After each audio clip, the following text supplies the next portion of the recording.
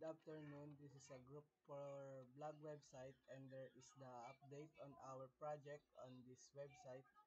We are just basing it which is because we are having difficulty with backend due to lack of skills. We got our website from our client who name is Sharap's Kitchenette regarding their own business on the homepage. You can see the content for pages of the website like about and recipes. Blog on the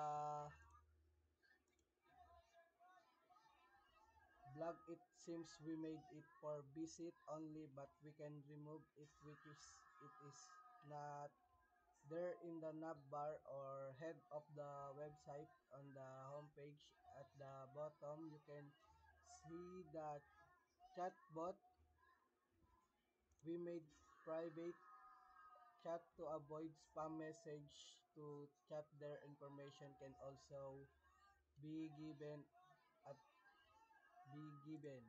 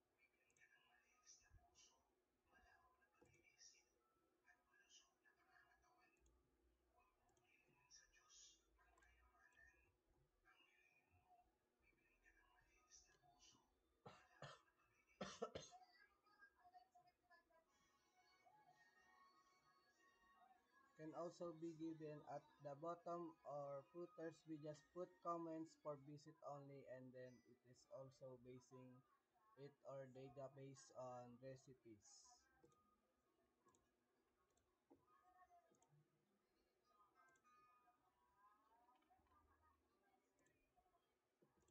Sa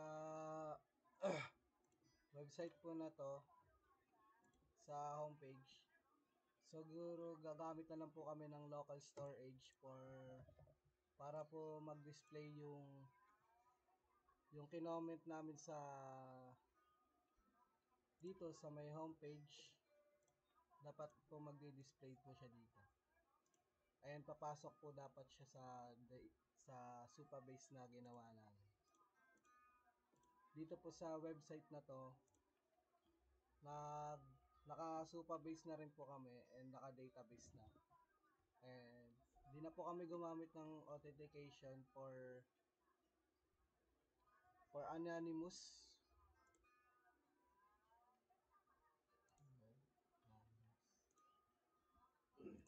Ayan po. And pumasok na po siya. Pero po yung sa may kinoment po doon sa may dito sa may homepage which is di pa po siya naka Supabase sa comment and local storage kaya hindi pa po siya nagdi-display. And sa recipes maglalagay na lang po siguro kami ng another content and naglagay na siguro po sa sa res, recipe na to pwede ka po mag view all recipes para po makapasok doon kailangan po muna mag sign in ng Google account and then dito po sa website na to Di pa po siya natatapos. Siguro po maglalagay po kami ng navbar and another content for exploring this website. And then sa about po, nandito sa about po makikita po yung information ng owner and yung mga social medias nila and yung food business nila, food menu business nila. Dito po maglalagay na lang po kami siguro ng pop-up dito, dalawa.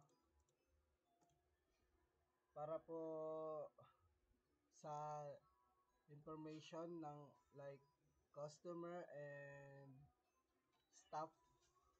Yun lang po. And then sa contacts, di na po kami gumamit ng Supabase dito para po mag-direct na pong pumasok sa email ng owner. Kasi pag nag-Supabase, di po ata pumapasok sa may mismong email ng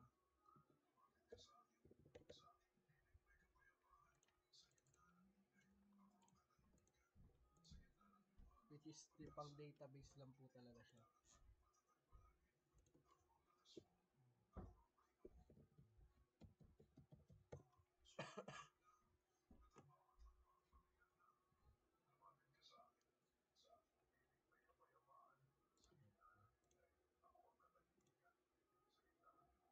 Ayan po, pumasok na po siya. Pwede ka po mag-reply. Ginamit lang po namin dito is email.js. Gumamit lang po kami ng account dyan. And yun lang po. Thank you. Ay, naglagay po rin pala kami ng ng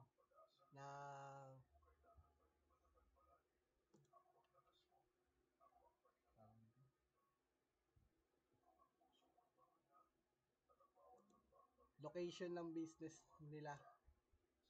Pwede po ma-visit kung saan yung location nila.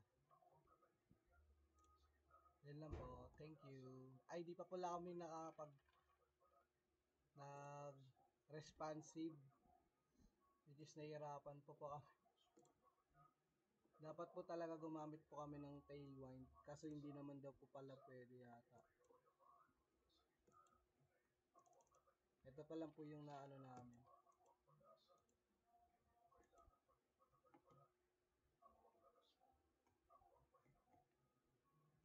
Yun lang po. Thank you.